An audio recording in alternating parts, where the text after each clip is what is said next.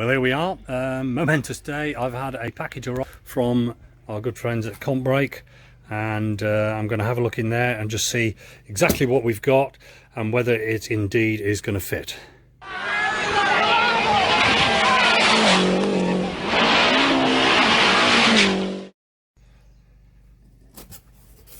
Well, so what we've got here, a couple of stickers, instructions, which is cool, and then inside we've got a couple of calipers,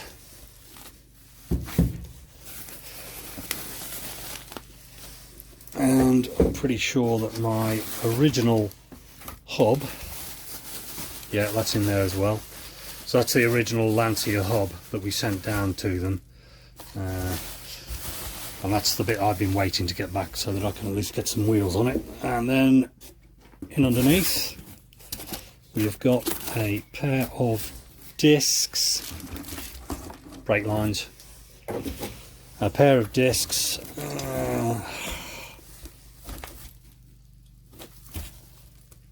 which are mounted up. Those bells are actually different. So the original bells that I had have been replaced.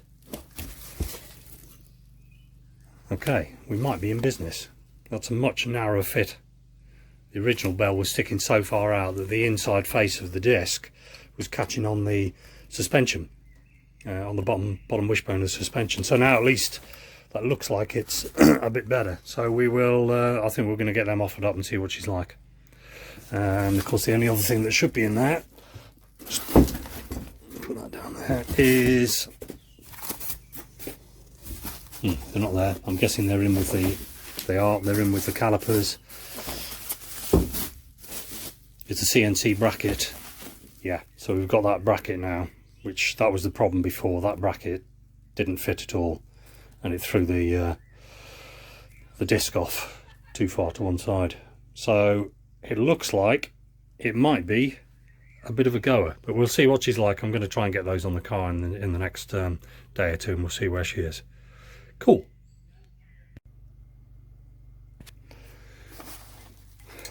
Alright, so there she is. So I'm going to go and pop that on the car and just see what it's like. So on with these brakes. This is what I've got here. This is the Lancia hub carrier, and obviously it's got the Lancia or Fiat group, whatever you want to call it, but it's basically off a 4x4 Delta. That's the actual hub, the bearing hub, and that's the mounting face for the disc. So what I've done is I've just got this in the vise. It's upside down obviously at the moment. That's the ball joint, which you would go onto the other way around. It would go on the bottom wishbone. And then we've got the two log mountings there for the caliper, and obviously the steering track rod end goes in this end here of the steering arm. I've clamped it into the two bolt holes there down the bottom, which basically would be where the shock absorber goes on. So that's the hub, that's upside down, and what I'm going to do now is mount up the brakes as supplied on it, and I'm going to show you what the issue is.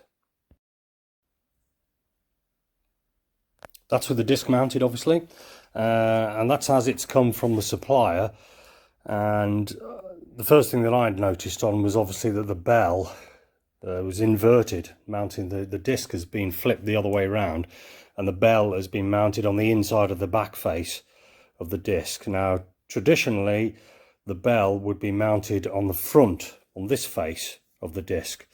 And you can see there how it's basically inset. But the downside of doing it this way is that you've got these bolt heads on the back which are protruding out. Now at the moment they're just about clearing the lower ball joint, but of course the ball joint is built into the suspension arm, and that protrudes even further out than the edge of this, and then it will basically clash. When it's straight, okay, but when you turn it, obviously this face then becomes moving towards the suspension arm all the time, and then we get a clash. So I don't believe that's right, basically. I'm going to mount the caliper on it as well. There is a design and a fabrication solution, which is reasonably straightforward. But I'll just put the caliper on and you can see how that goes. And now with the caliper. And the caliper is, don't get me wrong, it's all fantastically good. The quality of that is not, you know, within question at all. But basically, when we had this issue before, it was this little doohickey here that was wrong. And basically, they've re-engineered a new mounting bracket, which obviously joins the caliper, which is bolted here, to the stub axle, if you like, which is bolted in that position. So these have been specifically CNC'd for this application, although I'm a little bit perplexed as to why, you know, when it's been advertised as a Delta integrale brake kit, it doesn't fit, because that is just standard Delta. There's no doubt about it. 8-valve Delta, that's the same. So there's nothing different there. But you can see now where the bolts are on the inside, and they're only just kind of clearing the back of that fabricated bracket, never mind anything else.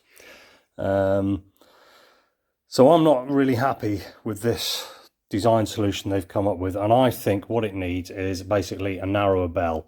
So this independent part here, the bolt, the disc bolts onto, that is readily available in different widths depending on the application of the car. However, I'm not confident now that I'm going to see any of this stuff again. If I send it back, I don't think I'm going to see it. So what I'm going to do is I'm going to go to a local CNC shop, somebody that does a lot of work with autograss cars locally. I can't believe how locally. I didn't realise that he was right on the doorstep, so that's fantastic. I'm going to nip up there. I'm going to take all this to him, and then we can have a look.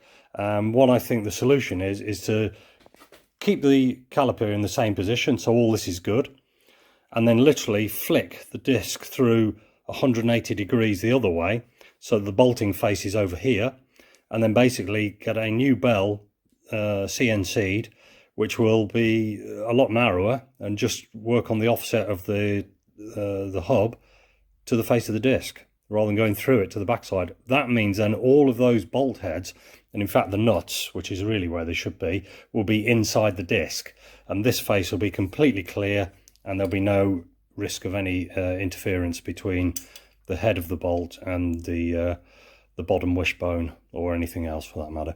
So that's what we'll do. I'll keep you posted. We'll have a look and we'll see whether we can't get some kind of real result for it. But I ain't putting them on the car like that, because I don't think it's right.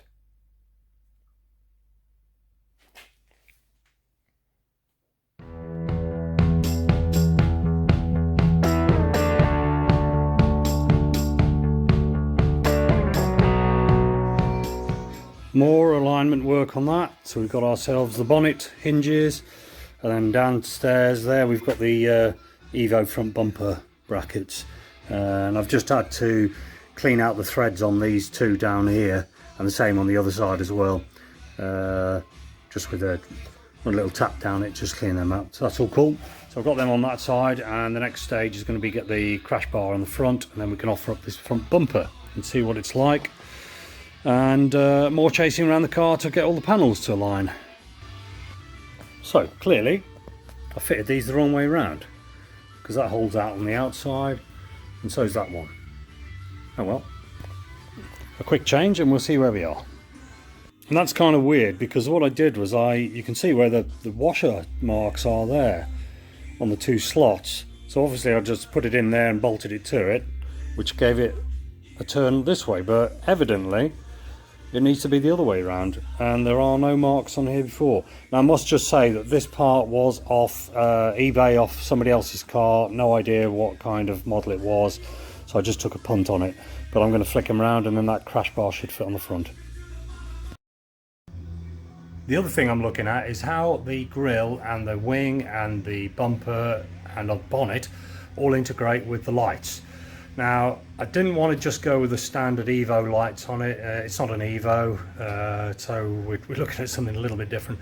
And I've always loved the look of the 037 and the lights on that. So what I've come is this idea. Basically, instead of using a pair of hundreds, we're going to use a pair of 5 3/4 lights. I've just templated up a bit of cardboard there behind where the aperture is. and then that is a pair of 5 3/4 lights. I just like that idea of the big eyes on the front of the Lancia rather than those little ones that the Evos have, and obviously it'll make it look a bit different and individual. So that's basically it with those templated up there. So now I know that they are actually going to fit. I've got a pair on order, and what we'll do is we'll get those. I can get them profiled, you know, up in a piece of alley and get that lasered out on the plasma or something, and then basically we can make up a headlamp collection unit on there. The template that I did for the front lights, what I've done is I've put that through my CAD software, and I've sent a file over to the guy that does the plasma cutting. So big shout out to Noddy over at Iron Fabrications there. So what we'll do is we'll go across there, we'll have a look, and we'll see it getting profile cut out.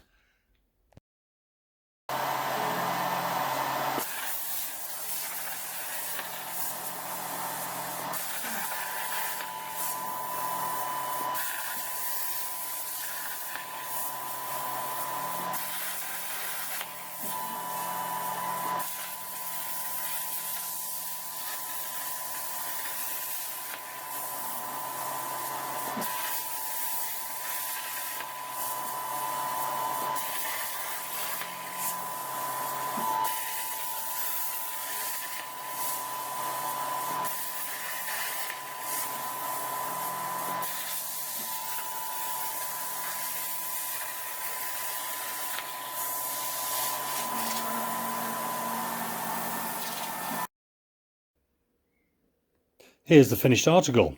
So we just got that back from the profiler, the plasma cutter there. Basically, I've just got to put a bend on this bottom edge and just tidy it up a bit so you can just see where it's still got the slag on it from where the plasma's blasted through it. So we just tidy those edges up, and then we can offer the lights up and see how they fit. Well, I've tidied that up. You can see this little tab in the side here. That relates to, there's a tab down there on the side of the light as well. So what's going to happen is that it's going to locate in there. And the idea of that is it just stops it from rotating round. So that fits nicely in there. And then we've got another one in here. And you get an effect of what they're going to look like then. We just peel those protective layers off for the moment, and kaboosh, she's looking mighty fine indeed. So the other thing we've got to do now is we've got to bend this bottom lip. That's got to have a 90-degree bend on it, and then that'll sit on top of the bumper as per the original ones that you guys have got on your Evos, and then basically we can get her offered up on the car. I've just put a little bend on the front of those now, so at least we can have a look and see what they look like on the car. So basically down here, I've just put a 25mm 90-degree bend on that front lip, and I've just temporarily fastened that onto the crash bar, which is the kind of bar behind the fiberglass bumper. But I've got that one on the passenger side and the one over there on the driver's side, so we've got a good idea what they're going to look like. I'll go and grab a couple of headlights, we'll drop in it, and then we'll get the overall effect. Well, there it is. They fit absolutely perfectly, and liking that a lot. So we can kind of move on to the next stage really.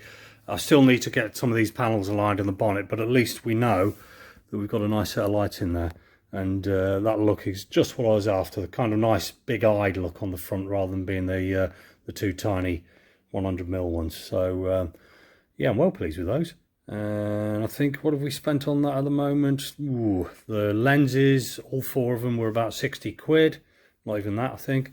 And then just getting the alley made up by my good friend Ian up at Iron Fabrications. So a good, reasonably budget way of making a 4 headlamp conversion on that. The only other thing I've got to do is obviously the aluminium headlight carrier has got to be bolted back to the body, and they need to be on adjustable threads so that we can tilt the lenses, mainly for MOT purposes, you know, make sure they're not shining up in somebody else's eyes. as you're driving it. Cool, happy days indeed. Another little job I've done, managed to get hold of some of this mesh. It's like kind of squashed hexagon mesh. It's ABS, so it's a plastic basically. It is a bit thick, however, on the bonnet we've got quite a recess, and when you line that up, she does come quite flush to the bonnet skin. So what I've done is I've just made a on the CAD, cardboard aided design. This one, basically, I've just traced out the hole in the bonnet to make a template, and then the template can be transferred over to the mesh, and then when we cut the mesh we'll have a grill that'll go in the hole the correct size. I've also made one on the front. That one's a bit trickier, and that does need a little bit more work on it. I think I've just got to trim a bit more off the back here, but basically that will enable us to make some grills which will go across the bonnet. Plastic sheet, ooh, that was, I think that was £12.50, something like that. The only thing I'm wondering is whether to actually use that or whether to use a very thin, like an aluminium or a metal mesh, something like that. I don't know, but I thought I would just try it at £12.50. We'll try that, we'll cut them out, we'll see what she looks like.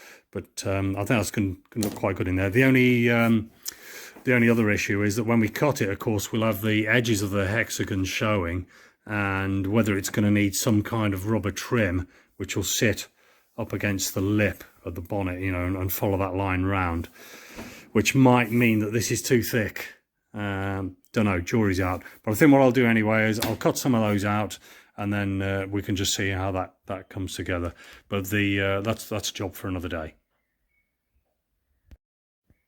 So with those headlights in place at that stage, I'm going to leave it there. I just really wanted to give you a quick update on how things were carrying on with this car. Again, I'm just trying to squeeze it in amongst other things, so I'm not progressing as quickly as I'd like to. But nevertheless, we are getting there bit by bit. Thanks for all the groovy comments. Happy days indeed. Keep watching, share it if you can, and otherwise stay safe. See you soon. Thanks for watching Otto's Garage.